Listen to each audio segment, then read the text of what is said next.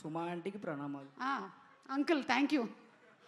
ఈ మధ్య కోర్టులో కూడా బ్యాన్ చేసేసారు తెలుసా ఈ పదం.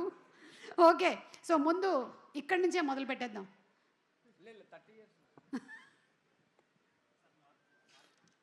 లైలా,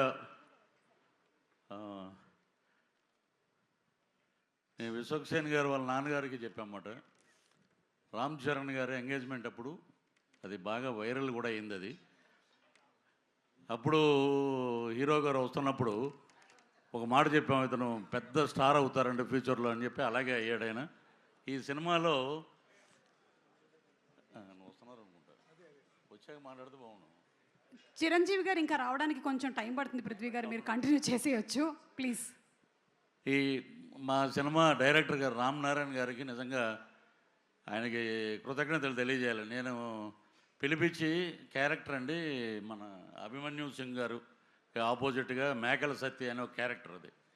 సో ఆ క్యారెక్టర్ మాకు క్లీన్ షేవ్ ఉండాలండి అంటే, సార్ మీరు క్యారెక్టర్ ఇచ్చారు, నేనేమో తమిళ్లో విక్రమ్ గారి సినిమాలో మెయిన్ విలన్ చేస్తున్నాను, ఆ గెడ్డం అది తీసేస్తే ఎలా సార్ అండి అంటే, లేదండి ఇది వైట్ చేద్దాం అని చెప్పి ఆయన నాకు అద్భుతమైన అవకాశం ఇచ్చారు. అలాగే మా హీరో విశ్వక్సేన్ గారు కానీ, రామ్నారాయణ గారు కానీ, అలాగే కెమెరామెన్ గారు చాలా అద్భుతంగా చూపించారు. అభిమన్యు సింగ్ గారు అయితే దమ్కి మటుకు చాలా బాగా ఇచ్చారు. ఇంకోటి అది యాదృచ్ఛికంగా జరిగిందో ఇంకోటి జరిగిందో తెలియదు కానీ, సుమగారు మేకల సత్యాన్ని పట్టరండి అని అని చెప్పి తీసుకురమ్మంటాడు.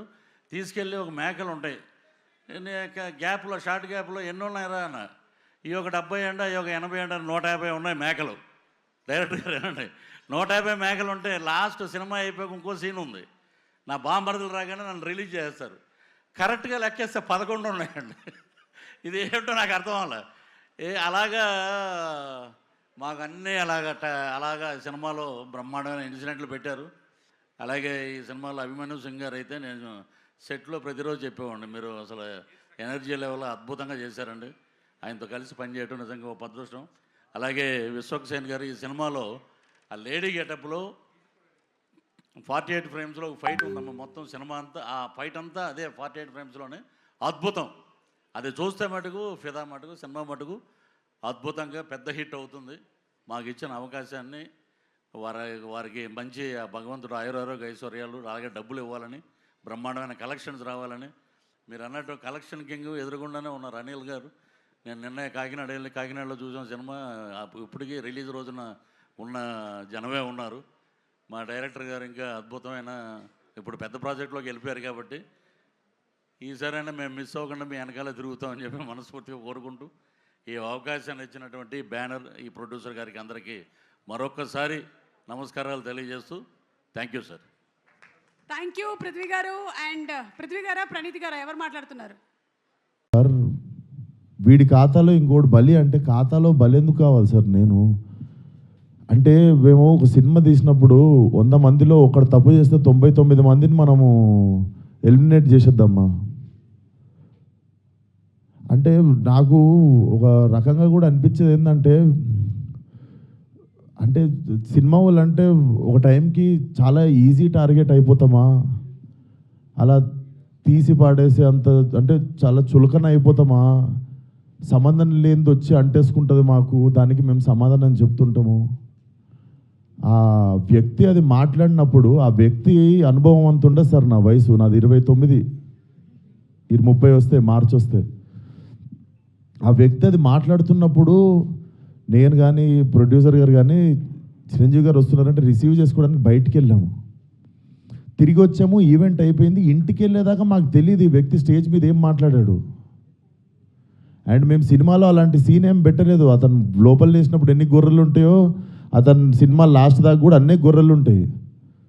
అండ్ మాకు అతను మాట్లాడిన దానికి సినిమాకి వీటికి ఏం సంబంధం లేదు. మీరు అతని మీద కోపం మా సినిమా మీద చూపించడము, ముఖ్యంగా చాలామంది కష్టపడ్డాం సార్ ఈ సినిమాకి.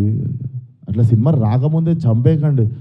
అండ్ మరీ అంత చిన్న అంత చులకనగా నాకు అర్థం కావట్లేదు ఏం మాట్లాడారు. బాయ్కాట్లు వేయాలని 25 ట్వీట్లు ఏంటండి, 25,000 ట్వీట్లు ఏంటండి? మీకు ఈ టైంలో నేను ఒక్కసారి మిమ్మల్ని అడుగుతున్నా, జరిగింది ఎంత కరెక్ట్ అంటారో మీరే చెప్పండి సార్. ఇక్కడ చాలామంది ఉన్నారు. మీరు ఆయన మాట్లాడిన దానికి మీరు చెప్పండి సార్, మా సినిమా బాయ్కట్ అని చెప్పి 25,000 ట్వీట్లు వేయడం కరెక్టా? మీరు ఒక్కసారి చెప్పండి సార్. అదే సార్, ఇప్పుడు ఈవెంట్లో ఇప్పుడు అందరికీ నేను ఇంట్లో కూర్చొని వాళ్ళ స్కూల్ ఫీజు నేను కట్టి వాళ్ళకి సంస్కారం నేర్పించలేదు కదా సార్ నేను. వాళ్ళు ఏం మాట్లాడతారు అనేది మన కంట్రోల్లో ఉండదు కదా సార్. అవును సార్, అతనికి నేను నేర్పిస్తానా? అతనికి ఓ నాదే తప్పంటారు.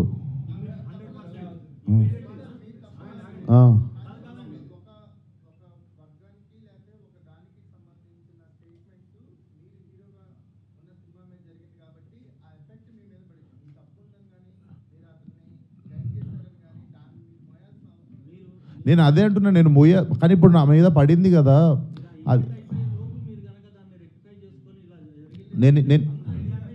నేను ఇప్పుడే చెప్తున్నా కదా సార్, మేము చిరంజీవి గారిని రిసీవ్ చేసుకోవడానికి వెళ్ళాం. మేము కూడా ఇంటికి వెళ్ళిన తర్వాత చూసాము. మీరు నేను చెప్పింది అబద్ధం అయితే పోయి ఈవెంట్ వీడియో చూసుకోండి. అతను మాట్లాడినప్పుడు మా మీద కెమెరా లేదు, ఎందుకంటే మేము లేము అక్కడ. నేను సావు గారు రిసీవ్ చేసుకోవడానికి వెళ్ళాం. మీకు తెలుసు ఎంత గోలగోలగా ఉంటుందో ఈవెంట్ అయిపోయింది, ఇంటికి వెళ్ళిపోయాము. ఇంటికి వెళ్ళిపోయిన తర్వాత చూసి షాక్, ఇది ఆయన ఎప్పుడు మాట్లాడండి, ఇది అసలు ఇవన్నీ ఎప్పుడు జరిగినాయి అని మేము షాకు. ఎందుకంటే ఈవెంట్ అయిపోయిన తర్వాత మేము కూర్చొని డిన్నర్ చేస్తున్నాము, అంత అయిపోయింది. ఇంటికి వెళ్ళిపోయిన తర్వాత సడన్గా ఈ హ్యాష్ ట్యాగ్ చూసి